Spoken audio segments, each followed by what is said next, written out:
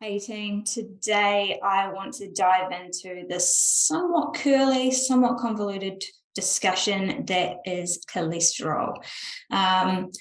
Cholesterol has been demonized over the years. It has been connected with heart disease, risk, heart attacks, all those scary things, and it's been misunderstood, and we've understandably got quite scared of it. But just like with all things medicine and nutrition related, the more science advances, the more measuring and testing techniques advance, the more we understand this topic, the more we realize there are layers deeper that we didn't understand, and it becomes less scary when we understand it more. So what I would really like to do today is take the time to explain what cholesterol really is, why our body needs it, and what markers are looked at on a standard lipid panel, and how we can actually optimize those through diet, nutrition, and lifestyle. So that's my key takeaways that I want you to get from this today, is to go away from this with a really good understanding of actually what it is. And if you are coming to this having been told you have high cholesterol, you're going to understand so much more what you can actually do to help improve that. And we can go from there, right? I am going to get into a little bit of context here. So as always, I want this to be something that you can take away and it becomes really actionable. So if you stick around to the end, I will give you access to a resource that we've put together, which has some really cool steps of actionable things that you can do in your day to actually make a difference, to optimize your cholesterol markers. And I'm not going to say lower, because as you will understand as we go through this, it's not always about lowering.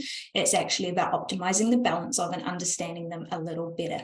So let's dive into this. The first thing that we are going to be discussing is what actually is cholesterol. So cholesterol is actually a fatty substance which our liver makes, and we can get from dietary sources, eggs. And we need that fatty substance. We need it because it's a fat and our blood is water, essentially. It needs to be packaged into a little protein parcel, which is water soluble, because you know what fat's like in water. It doesn't mix, it doesn't move well. So the fatty substance that is cholesterol gets packaged into a little protein parcel called a lipoprotein. That lipoprotein goes out from the liver and can take the cholesterol, along with a couple of other things, out to our cells where it gets used. Now, what does it get used for in the body? Cholesterol is used to make, first and foremost, our cell membrane. So it's incorporated into every cell membrane that makes our body, of which we're made up of millions. So we absolutely need it. It gives our cells structure. It helps our cells function. And without it, we have a problem. If you heard and tuned into Ollie's talk last week about pregnenolone, you will have heard him mention about cholesterol being the precursor for our hormones, including cortisol. So cholesterol is absolutely a precursor. It is a building block for us to make our stress hormones, including cortisol, and also our sex hormones, so estrogen, progesterone, testosterone, and one of our other hormones as well called aldosterone, which helps us manage our blood pressure and fluid balance, etc., in the body. Cholesterol is also used to make vitamin D. So when our skin is exposed to sunlight, there is a process of events that turns cholesterol into vitamin D. So very, very low cholesterol levels could potentially be connected to low vitamin D production in the body as well. And last but not least, the cholesterol is also used to make bile. Bile is a substance which is made in the liver, concentrated in the gallbladder, and it helps us absorb dietary fats, fat-soluble vitamins, so A, D, E, and K. And so without good bile flow, which is made up from cholesterol, we could potentially become nutrient deficient, and bile also is part of our detoxification process. So really, really important. So cholesterol, when we look at it like this, we realize that cholesterol is not this big scary thing, which we've been kind of worried about for so long, but it actually becomes, in a sense, just the same as any other nutrient that our body needs, vitamin, mineral, macronutrient, etc. It's a thing that our body needs. Now, the average human, the average adult, makes about 1 gram or 1,000 milligrams of cholesterol in their liver every single day. The standard diet of the average adult provides about 200 milligrams of cholesterol every day. So you can see that the amount of cholesterol that you get from your diet is much, much less than what your liver actually makes every day. And this brings us around to one of the interesting arguments with the cholesterol discussion, which has been very pervasive over the last 60 years, is that we shouldn't be eating too many eggs or too much red meat because they're very high cholesterol foods. But what was not understood is that the liver, well, the body recognizes incoming cholesterol from your food and it turns down liver production so that there's not too much there. So your body accounts for and adjusts for your dietary intake. So this is why we don't need to be worried about too many eggs. We don't need to be worried about red meat providing too much cholesterol, because our body accounts for that, because our body is so much smarter than what we've ever given it credit for. So what I want to do is I want to actually share my screen here so that you can see what I'm talking about. And we're going to actually dive into what is tested on a standard liver panel here in New Zealand, and Australia is much the same, so that we can actually understand what the different numbers are and what we're talking about with all this. So if I pop this up here for you, let's dig into these. So standard lipid panel, and notice it is called a lipid panel, not a cholesterol test, because this is testing all the different fats that are in that molecule of blood, not just the cholesterol. So cholesterol is one of the substances inside that little protein package. So first up here, we have your total cholesterol number. So this one is actually relatively high at 7.4. This is a number which people will often quote. I have clients come to me like, oh, my cholesterol's high, and they'll tell me this number here. Now, what we need to understand about this particular number is this is the total of all of the different markers. So while it is an interesting number, it is also a relatively useless marker to know. We still want to test it, but it's not the one we should be hanging on to, because it doesn't tell us what's going on within these other markers. So we put that one to the side for a minute. This one, it can be hugely impacted by whether it was a fasting test, what you'd eaten, genetics, all sorts of different things will impact that total number there. So we move on down through the list. The next one that is tested is your triglycerides. Now, as I said, this is actually a fat molecule that is packaged up with cholesterol inside those little protein particles. And triglycerides are a good thing because they're fats absorbed from food, but they're also created in the liver from carbohydrates, sugar, and alcohol. And they're essentially packaged energy. They go out in that little protein package in your blood, and they get taken to cells that need it for energy. Now, the problem with triglycerides lies when there is too much. So someone who is overeating, maybe overweight, under-muscled, or in a state of, continual energy coming in and not a lot being burned, this number gets too high, and those shipped out fat molecules, the triglycerides, don't have anywhere to go. So they just get dropped off, and they get deposited, and they'll end up in the liver, which leads to the development of fatty liver. They can get deposited in the pancreas, which damages our ability to make insulin and control blood sugar. Can get deposited in the heart, which is not good for our heart muscle, and can get deposited in other areas, including our muscle mass and whatnot throughout the body. So this is a number that we have to pay a lot of attention to. And we will actually talk a little bit about what would be optimal for this number coming up. The next one down here we have is HDL. Now, HDL is known as the good cholesterol. HDL is actually the shuttle that takes the cholesterol that's come from the liver and gone out into the body. It's the one that takes it back. So it completes the circle, moving cholesterol back to the liver, where the liver can decide, do we need this? Do we recycle it? Do we excrete it from the body in our bile? And what do we do with it from here? So we do want HDL labeled the good cholesterol. And I would argue they're both good. We just need them in the right ratios. HDL, we do want it to be at an adequate level to deal with the cholesterol that we have going out into the body. Now, the reference range, as you can see for this, is greater than 1. However, the optimal place for this, what is being more and more recognized in the research and in clinical settings, is we want this at least over 1.3, and even better is over 1.5. And there is a strong link with low HDL levels, abdominal obesity, and heart attack risk. So this is a number that we absolutely want to be ensuring is staying up and not going too low. We will talk about some tweaks to help that happen. Next, we move down to the big juicy one, and this is where it gets really interesting. LDL is the so-called bad cholesterol. Now, like I said, it is not bad. We actually need it. It's the shuttle that takes the cholesterol that we have made in the liver and eaten in our food out to the body, where it can be used by the cells to make the cell membrane, to make the hormones, to make the vitamin D, to make all of the different things in our body that we need to make. So this is actually good. We do want some LDL to be there. But the issue lies when this exceeds our ability to use it and recycle it. And so what I want to do here with LDL is I actually want to go a little bit of a layer deeper with this so that we can understand this really well, because the way that we improve our cholesterol and optimize our cholesterol actually has to do with what's going on within that number and how that number matches up to our other markers, okay?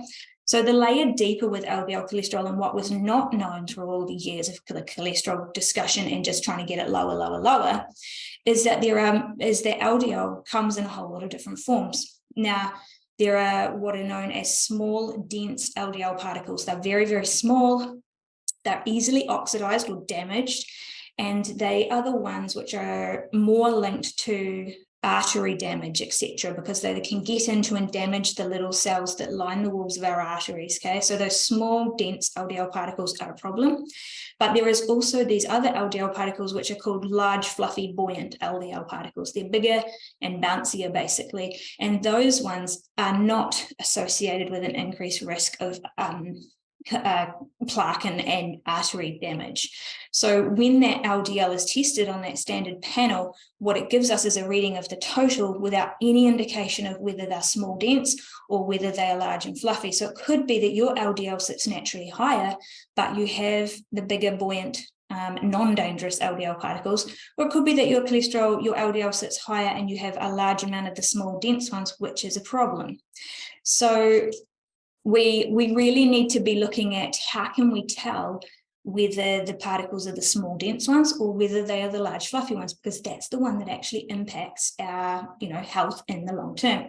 So what we do know now is that those small, dense LDL particles don't occur as a standalone event. They are linked to a bunch of other metabolic markers which we can test for. So low HDL, low good cholesterol, is associated with a higher proportion of the small, dense, not so good LDL particles. So another reason for us to be keeping our HDL higher. Very, very high triglycerides. So too much energy coming in that's not able to be used by the body and is being deposited in the body is another way that we end up creating more of the small, dense LDL particles, which are the dangerous ones. Abdominal obesity, very much linked to small, dense LDL particles. So that is a reason for us to really pay attention to and look at reducing waist circumference. And then insulin resistance or blood sugar control issues. And this is where the link with, pre-diabetes and diabetes and heart disease risk, etc., comes in, because they're very, very interconnected. So we really need to be having a look at all of those markers when we're looking at our lipid panel, and not just looking at LDL as a number, but actually how does it relate to our triglycerides? How does it relate to our HDL? How does it relate to our blood sugar markers and our overall metabolic health? Now, where it gets interesting here is that this is actually where it ties into another of the big arguments against red meat, etc., that has pervaded over the years, and this is the saturated fat link. So the argument against red meat has been that it's a big source of saturated fat, and saturated fat pushes up LDL numbers. Now, what we know now is that higher saturated fat intake actually doesn't correlate with increased risk of cardiovascular disease or mortality, etc.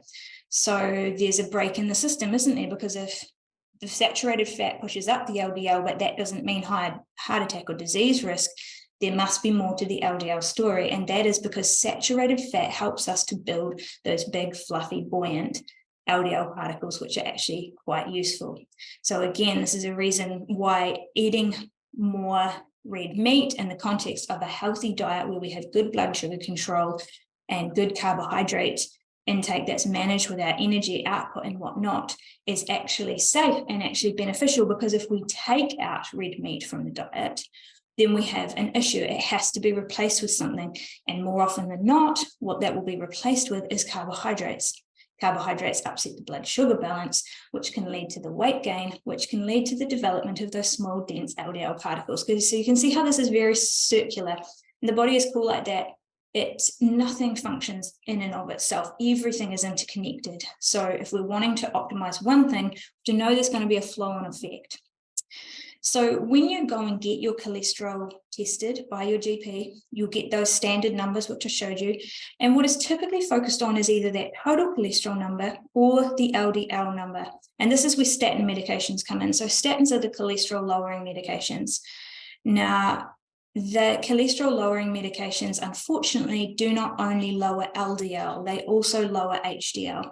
And as you remember, we actually don't want HDL to be too low because it has some good benefits. So the downside with statins is that the whole lot gets pulled down.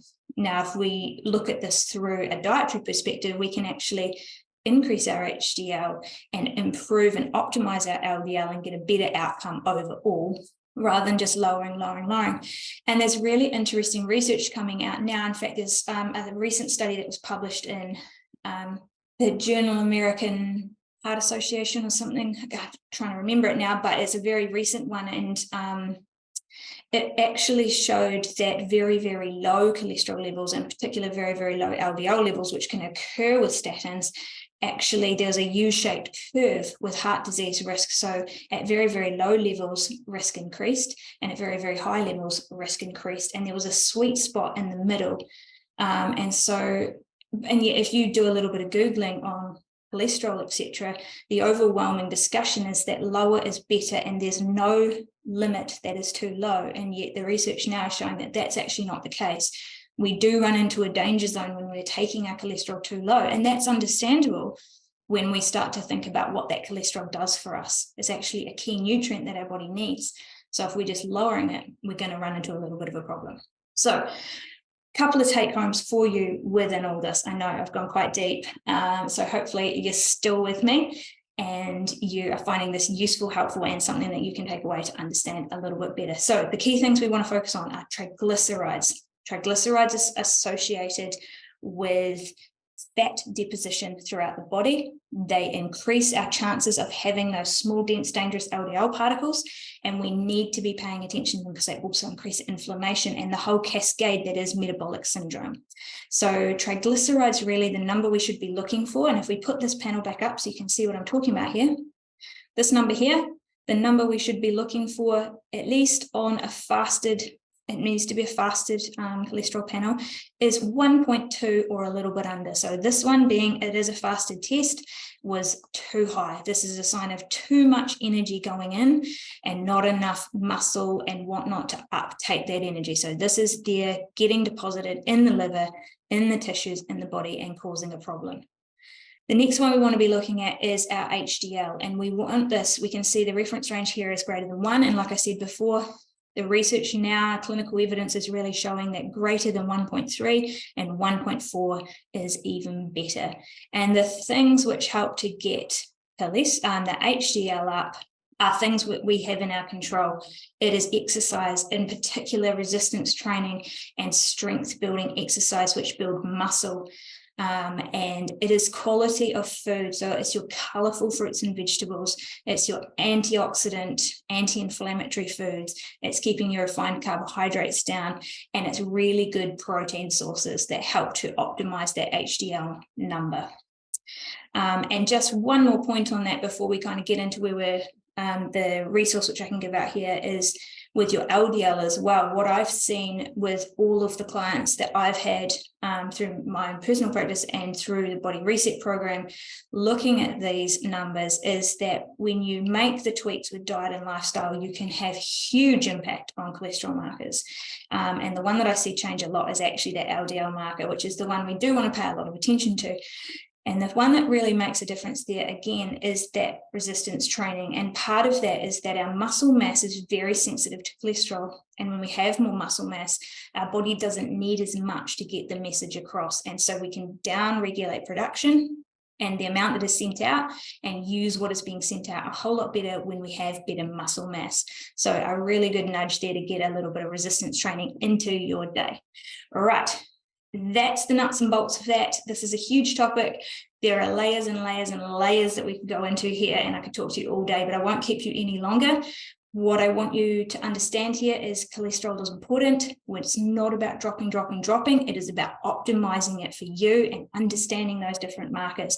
If you want to know what you can do to help your cholesterol levels and improve those, if you know that some of those markers were different to what I was talking about, then please comment cholesterol down below and we can send out to you our brand new 5-step resource of action steps that you can take today to optimize and improve cholesterol markers, which is going to make you feel awesome. So hopefully that's helpful. Enjoy the rest of your day.